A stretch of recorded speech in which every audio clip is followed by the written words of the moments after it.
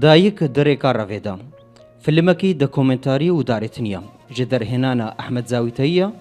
û bi piştgiriya dezgeha mêrgê ya berhemhênana televîzyonî û dezgeha xêrxwaziya Barzanî hatiye encamdan. Têde basa koça milyoniya xelkên Kurd li Kurdistana Iraqê ya sala 1991 û her wiha xalên hevbeşên wê bi koça Kurdên Şingalê û Kobaniyê di sala 2014 de. Film hatiye taybetmendkirin ji bo basa jana dayîkê di van koçên Kurdî de. اساسي في فيلمي تشيروكا بو صالونوتو ايكل قال احداث ريكا تشالي هاد بونيفيسين ريكا رافينا تشو سرسنورا بيشتين جاف تشيروكا صالونوتو نوتو نهايه تشاب كرنت كتابه كذا كوجي كفالت بيشانغا ريكا تشالي نافي بو بيشتين جاتا فيكو هاستن بو زماني عربي وبردان بو حتانوكا من بيس تشيروك اشتيفيت هين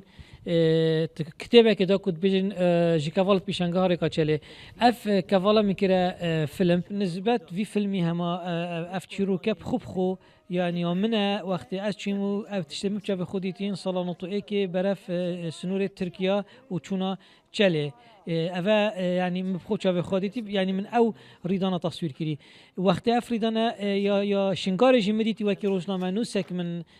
من رومالين كر متختيا كر وقت يا كوباني جمديتي مبشاف خوديتي من أفهرسك بيك فجردان يعني راست دايك تريكا رافدا من بحث سن نمونا كري نمونا سر حدود تركيا ونمونا كوباني نمونا شنغالي لي أبخو دربرينا كإشرافا ديكا كرد يعني كيفن دو حتى نكالشجي هذه بێگومان ئێمە وەکو دەستگای خێرخوازی بەرزانی هەوڵ دەدەین سپۆنسەر بۆ ئەم فیلمە ببینەوە بۆ ئەوەی کە ئەو داهاتەی کە بۆ ئەو فیلمە دروست دەبێت بیبێن لە ناو کەمپەکانە بۆ ئەو دایکانی کە ناڕەحەتیان بینیوە لە ئاوارەیەدا پێشکەشیان بکەین. ئێمە لە ماوەی ڕابردووشتا چەند کارێکی وامان ئەنجام داوە لە کاری هونەریمان ئەنجام داوە دیسانەوە هەر بە سپۆنسەری کردن و بۆ ئەوەی هاوکاری ئەو کارە هونەریانە ببین لەناو کەمپەکانە پێشکەشی منداڵان یاخود پێشکەشی ئافرەتانی کوردی بکەین. ئەم کە کۆمپانیا دایرێک تارگێت ئالیکاریا دەستگایە خێرخوازیە بەرزانی کرد لەگەل مێرگ بەشێکی ئینسانی بوو زیاتر بازرگانی لە نوژیان هەموو نە بازرگانی بەڕاستی. Li gorî gotina derhêner û stafê vî filmê navhatî ew e